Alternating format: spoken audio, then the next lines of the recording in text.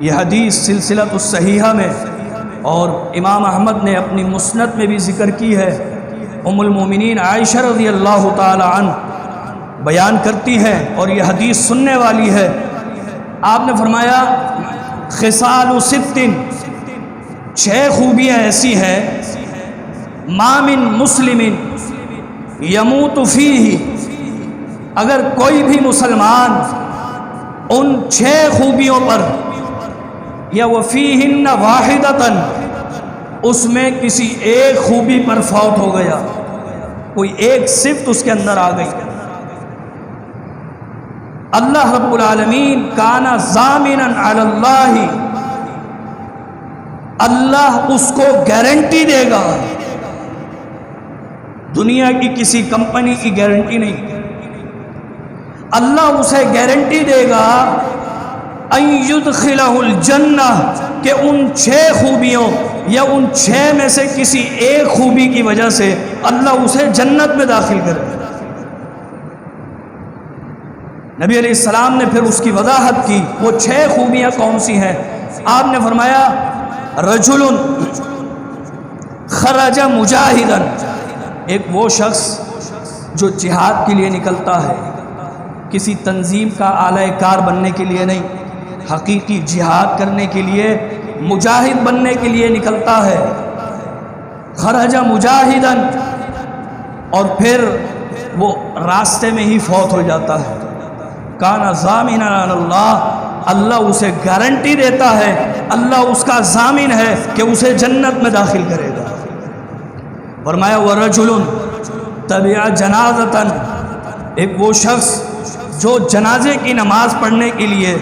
گھر سے نکلا ہے اور جنازے کی اتباع کرتے ہوئے اس نے نماز ادا کی، قبرستان بھی چلا گیا،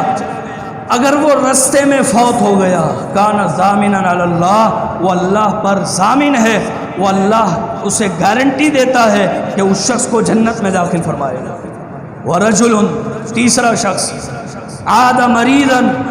جو کسی مریض کی عیادت کے لیے جاتا ہے، اگر وہ رستے میں ہی یا کسی وجہ سے فوت ہو گیا، کانا ضامنا علی اللہ، اللہ اسے گارنٹی دیتا ہے کہ اللہ اسے جنت میں داخل کرے گا۔ ورجل، یہ چوتھا عمل ایسا ہے ہم میں سے ہر شخص دن میں 5 دفعہ کر سکتا ہے، کیوں؟ مریض کوئی بیمار ہوگا اللہ نہ کرے تب عیادت کریں گے، کوئی مرے گا تو جنازے میں جائیں گے، جہاد کے لیے جب اعلان ہوگا تو جائیں گے، لیکن میرے دوستو حدیث میں آتا ہے ورجل، وہ شخص توضا، جس نے وضو کیا، فاحسن الوضوء، اور پورا سنت کے مطابق بہترین وضو کیا،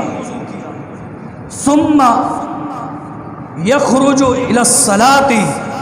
اور پھر وہ نماز پڑھنے کے لیے نکل جاتا ہے، اگر وہ رستے میں فوت ہو گیا، فَإِن كَانَ فِي وَجْهِهِ فَإِن مَاتَ فِي وَجْهِهِ، اگر وہ اسی حالت میں فوت ہو گیا، كَانَ ضَامِنًا عَلَى اللَّهِ، اللہ اسے ضمانت دیتا ہے کہ اسے جنت میں داخل فرمائے گا۔ وَرَجُلٌ، اور 5واں شخص اتا امامًا، جو کسی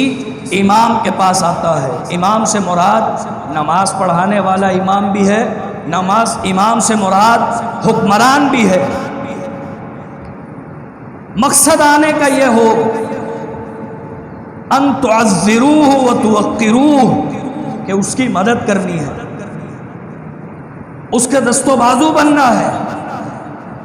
وتوقروہ، اور اس کی عزت کرنے کے لیے آتا ہے، فَإِن مَاتَ فِي وَجْهِهِ، اگر وہ اسی حالت میں فوت ہو گیا، کانا ضامنا علی اللہ، اللہ اسے گارنٹی دیتا ہے کہ اس شخص کو جنت میں داخل کرے گا۔ اور 6واں شخص فرمایا ورجل فی بیتہ، یہ شخص اپنے گھر میں ہی ہے، جہاد کے لیے نہیں نکلا، نماز کی بات نہیں ہو رہی، عیادت کی یا کسی جنازے کی پیروی کی بات نہیں ہے، فرمایا وہ گھر میں ہی تھا، لیکن اس کی ایک کوالٹی ہے لا یغتاب، لا یغتاب المسلم، وہ کسی مسلمان کی غیبت نہیں کرتا، کسی کی عیب جوئی نہیں کرتا، نہ ظاہری عیب نکالتا ہے، نہ باطنی عیب نکالتا ہے، نہ کسی کی عزت کو اچھالتا ہے۔ عزت کو اچھالنا یہ عیب جوئی کے مترادف ہے۔ فرمایا کانا ضامنا علی اللہ، اگر وہ اپنے گھر میں ہی مر گیا اللہ اسے گارنٹی دیتا ہے اسے جنت میں داخل کرے گا۔ کتنا بڑا عمل ہے۔ اگر ہم نے بھی اپنے آپ میں یہ خوبی پیدا کر لی کہ اپنے آپ کو غیبت سے، چغلی سے، عیب جوئی سے، طعنہ زنی سے، گالم گلوچ سے، ان برائیوں سے دور کر لیا، تو یقین جانیے پھر ہمیں بھی اللہ کی گارنٹی نصیب ہوگی کہ اللہ ہمیں جنت میں ڈالے گا۔ اور جو لوگوں کے عیب چھپائے گا میرے دوستو، اللہ اس کے عیب قیامت والے دن چھپائے گا۔ فرمایا من ستر مسلمن، جو کسی مسلمان کے عیبوں کو چھپائے گا، سترہ اللہ یوم القیامہ، اللہ اس کے عیبوں کو قیامت والے دن چھپائے گا۔ دنیا کا عیب چند لوگوں پر ظاہر ہو سکتا ہے، لیکن میرے دوستو قیامت والے روز ساری مخلوق اللہ کی اس کے سامنے رسوائی وہ بہت بڑی ہوگی۔ فرمایا جس نے دنیا میں سترہ مسلمن، کسی مسلمان کا عیب چھپا دیا، ایک عیب، سترہ اللہ یوم القیامہ، اللہ اس کے عیبوں کو قیامت والے روز چھپا دے گا۔ اللہ رب العالمین ہم سب کو ویل سے، حطمہ سے محفوظ رکھے، ہمیں جنت کا داخلہ دے، اور ہمارے اندر یہ خوبی پیدا کرے کہ ہم ہمیشہ اچھی بات کریں،